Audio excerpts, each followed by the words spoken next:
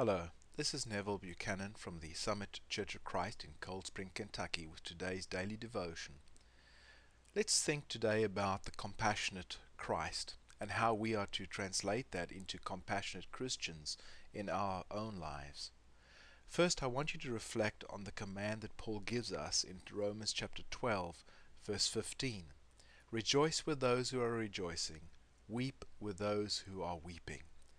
As I contemplate on what this should look like in my life, I reflect back on his life and the times that he walked in this world. And I remember how he wept at the news of the passing of Lazarus. I recall him telling of the father who had compassion on his prodigal son. And I hear him sharing the compassionate heart of the Good Samaritan. And I feel his joy on the cross as he informs the repentant thief of his eternal salvation. Yes, even as our Savior was breathing out his last, he could have joy with somebody who was still being saved. I love this epigram of kindness. The teacher asked the pupils to tell the meaning of loving kindness. A little boy jumped up and said, "Well, if I was hungry and someone gave me a piece of bread, that would be kindness. But if they put a little jam on it, why, that would be loving kindness." Yes, we too are to translate that into our lives. But how are we going to do that? Before I step out into the path prepared for me this day, I'm fully aware of the cross I would have to bear today. Jesus is requiring more to be more than just a checkbook Christian. It's easy to write out a check and to say, "There you go, take this." It's another thing when you have to live it.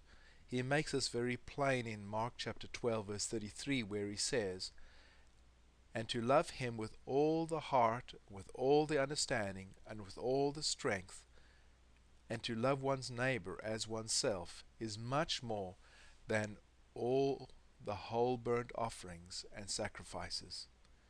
Jesus is asking me to give myself today. To laugh and cry with those laughing and crying will demand emotional fortitude. It may even leave me emotionally drained at the end of the day. Will I be found wanting in this day? Will I, like Peter, hear my anguished Savior sadly say, "Simon, are you asleep? Could you not watch 1 hour?" As he did in Mark chapter 14 verse 37, with sweat drops of tears coming down from my master's face when he really needed me, when he was weeping and so down and out. Could I not be there? Or will I be rewarded because my heart was compassionate by hearing him saying, "Truly, I say to you, as you did it to one of the least of these, my brothers, you did it for me." Matthew chapter 25 verse 40.